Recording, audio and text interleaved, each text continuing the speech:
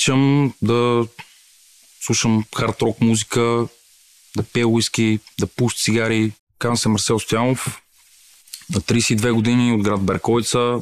По принцип съм скромно момче, понякога малко нагъл, понякога и повече.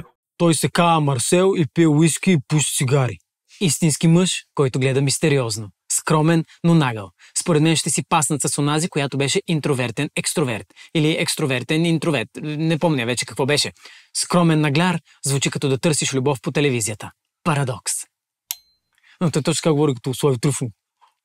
Казвам се Марсел и пуши цигари. Добре. Искам само супер готино отношение към мен. Съдбата обича смелите и смелите обичаме съдбата. Притиснат от обстоятелствата по някой път правя неща, които не са редни.